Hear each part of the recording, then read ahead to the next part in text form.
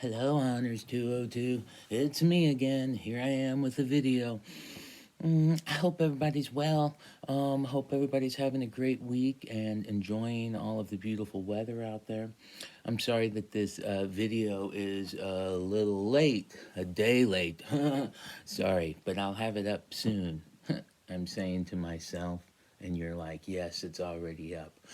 But the point is, I apologize for not having it sooner. Um, Let me think here, people. Let's talk a little bit about the Decameron. Um, a lot of interesting things in the Decameron. It is obviously a collection of stories that is framed by this bigger story of the Black Plague and the women and the men who go off into the country to tell each other all of these stories, right? So it's a collection of stories. Um, some stuff I want you to think about. One, part of the I thought that it's interesting. I mean, I normally read the Decameron anyway for class because it's such an important text, but obviously in our time right now where we have a pandemic going on, there's some similarities and some differences, obviously. So one of the things I want you to think about are the similarities and the differences between the plague and how people respond to the plague and how people have responded to the coronavirus COVID situation. So for instance, this was just some of my first thoughts when looking at this, looking at the similarities, let's say. Similarities. For instance, both seem to have originated in the East, or at least that's what people think. Uh, Both create the medical profession becomes inundated with unqualified people. Right, all of a sudden, people who don't have medical degrees, who don't have medical training, are inserting themselves into the conversation. And so, obviously, it seems like to me that we know a lot of that's going on now, right? We know a lot of people who are not doctors, not medicine people, who offer plenty of advice about how we should fight the pandemic. Should we close stores down? Should we wear masks? What should we do? Plenty of people got ideas about this. And most of them are not so great, as far as I can tell. Right, we've had cures that have been offered, right, that you could take such and such. These things might end up being more harmful. Certainly don't have any proof of them being helpful. Um, this is an interesting thing that all of a sudden, in times when we need medical advice more than ever, that medical advice becomes muddled by all the people who jump in. So all these people who jump in, they don't jump in when something is not going on. They don't have stuff to say about medicine when there's not a pandemic. It's only when all of a sudden it affects them. And then again, the public needs as much information as possible, much good information as possible, and yet we get all of these unqualified voices coming in. So that happens to us now, happened back then. The Black Plague was obviously very contagious. Perhaps what we're dealing with is very contagious as well, though we have a much better understanding of what it is that we're fighting than they had what they were fighting. So for them, right, they didn't understand the fleas, they didn't understand that it could be in the clothing, etc., carried on animals, all of this stuff. Um, this reminds me though of now. There are a number of people, doctors, I'm sorry, medical people in general, are still figuring out exactly how the coronavirus spreads. Just read this week that 6 feet as social distance might not be enough, that the droplets stay in the air longer than we thought, and that the major source of getting it comes from in the air, right? From breathing it in. but we've been told various things, right? Don't touch stuff. Um, right. I can't think of them right off the top of my head, but you all know what I'm saying, right? We have had competing ideas about how contagious it is, why it's contagious, how it's contagious. Obviously, in that time period, they're more just guessing. We at least have some doctors, etc., who are using the scientific method and getting us closer to actually really how the thing is contagious. Okay, another thing causes fear and fantasy and conspiracy theories, right? Everybody's scared, and because everybody's scared, everyone starts making up stuff to explain things and to make themselves feel better. So, right, so there's a number of people who perhaps to help deal with their own fear or who knows what. They believe that this is under control more than it is. They believe, for instance, that the Chinese government made it. They believe that Bill Gates is involved. They believe that whatever, right? They believe that somebody somewhere is sort of more in control of this thing than we think. But those are conspiracy theories, which is to say they don't have any real evidence to back them up. They're just ideas that people have. So in times of crisis, one of the things that happens is people come up with more conspiracies. Another thing that I wanted to mention here, the similarities, right? So similarities from the East causes medical profession to be inundated with people, contagious but not exactly sure how, causes fear, fantasy, conspiracy theories. There's no one to help the sick when they're dying. That's not entirely true in our situation because obviously we have hospitals where nurses, etc., get paid. Nurses and doctors get paid to help care for people. But having said that, they're not cared for by their family members, and family members are being torn apart from each other, some of whom are dying alone. Again, maybe with nurses and doctors, but alone in terms of not their family around. Um, Another thing that I think is a similarity is people think that it's cruelty from heaven, which is to say, they think it's some sort of divine retribution for what's going on. I think that this is an interesting thing to think about. Obviously, they thought this during the Black Plague. We, of course, now know that the Black Plague was simply carried by fleas, and we have a scientific explanation for how the Black Plague happened. With the scientific explanation of how the Black Plague happened, we don't need to sort of assume that this was a curse from God. Now, it might be a curse from God. Um,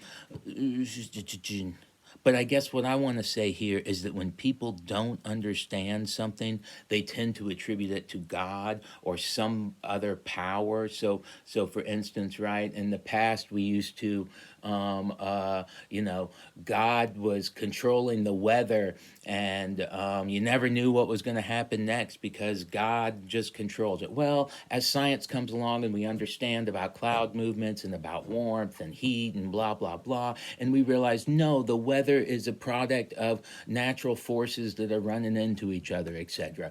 This is not something that God is sort of controlling on a day-to-day basis. So my point is the more science we learn, the more ideas we sort of take that used to be attributed to God, and now we attribute them to something else. Again, the more we learn, the less we need a divine explanation for things. Now, obviously, there are still things that we don't understand, and frequently things that we don't understand are attributed to God. So this is something people call it the idea of God of the gaps, which is to say, wherever we have a gap in knowledge, where we don't understand something, we don't understand where we came from, or we don't understand what our purpose is, or we don't understand how the disease is spread. Whenever we have a gap in our knowledge, we put God in there. God fills it in. So when we don't understand contagion, we say, but God does it. So this is something. Also want to point out, they talk about all of the death leaves it to where people aren't getting proper funerals. Instead, they're throwing people in mass graves. Um, and so this is important, though. The writer goes on about this some, that people aren't getting their funeral rights. So one of the things I wondered is why it's so important to us to perform a funeral for the dead body. Why it is such an affront to our humanity to have mass graves full of people. Why is that so important? Why is it so important that we treat dead people with a type of dignity, a type of respect? Why? Um, okay, so also want to point out, and I don't know.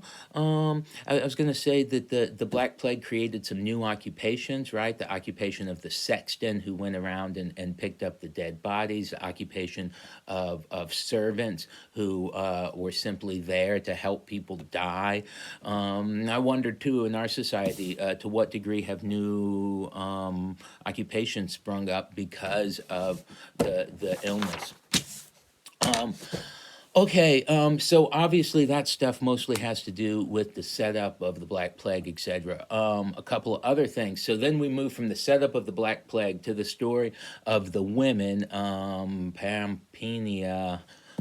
As always, people, I don't know how to pronounce these names, but the women sitting around in church and deciding that it would be a good idea to, oh, sorry, people. Oh, wait, where is that? How did I lose that? That's okay. Decided that it would be, oh, there we go. Decided that it would be a good idea for them to go out into the country, get away from things, and hopefully avoid the Black Plague instead of just waiting around in the city and waiting for him to die. So, a couple of things I want to mention about her little idea. One, she mentions the idea that self defense is okay. Nobody gets blamed for self defense. And if you run away from a plague, nobody's going to blame you because it's self defense. I think this is interesting. Obviously, this is something we talked about when we talked about the New Testament, right? I'm going to say that, like Jesus was very clear about, self defense is not okay. Someone hits you, you don't hit them back. And again, obviously, he set that example by not defending himself. But here, the women say, no, self defense is okay. Self defense is always okay. So I wonder what we think about that. Um, I think it's interesting that when they're talking about all this, they're like, "Oh my God, we're all alone. There's nothing that we can do. Who's going to help us? What can we do?" And then it turns out later we find out that they all still have servants. So I don't even know what that's about, except to say that we're obviously dealing with a very elevated, high social ranking of people who have plenty of servants, etc. Um, there's the idea that one of the women puts forth that we're just women. We're going to need men to help us. We can't do this all by ourselves. Again, this maybe goes back to something we saw in something else we read, right, where the misogyny is being expressed by the women as well as the men. And so I wondered about that. We're just women. I wonder. It seems like to me that when they go out into the field, or I'm sorry, go out to the cottage and all of that, the women are still in charge, particularly Pampenia. Pampenia, I'm not sure how that's pronounced, obviously. But right, she remains sort of a queen in the situation and tells everyone what to do. So anyway, I thought it was interesting that they claim to just be women, and yet they sort of take control and take charge, even of the men. Finally, I want to talk about the story that is related on the first day, which is the story of the horrible human being who, when it's all said and done, dies a saint. Um, a few things I want to mention about that. At the beginning, the idea that the person's got debts that he needs to collect, and he needs someone to go collect those debts, but he needs somebody who's sort of vicious enough and mean enough to get those debts, but not so awful that they can't be trusted at all, right? So we want someone sort of trustworthy, but who's also sort of a bad guy. And that can be sort of hard to find. But I just wanted to point out, right, that there are professions in this world where being sort of a bad guy is a little valued, right? Like that's part of the profession. I'm thinking of a friend of mine who was a pawnbroker, right? And being a pawnbroker means being sort of vicious from time to time, but that makes him a good pawnbroker. And so we accept that. We're like, hey, he's just making money. He's using his talents. So one of the things I wondered is, to what degree do we use people's bad talents, the things that people that we consider to be immoral things, but we use those people for various things in our society. And so maybe those things aren't as bad as we think. Um, the other thing I want to talk about was how, when the friar comes to talk to him and forgive him of his sins, etc., he simply tells the friar everything he wants to hear. It is all flattery.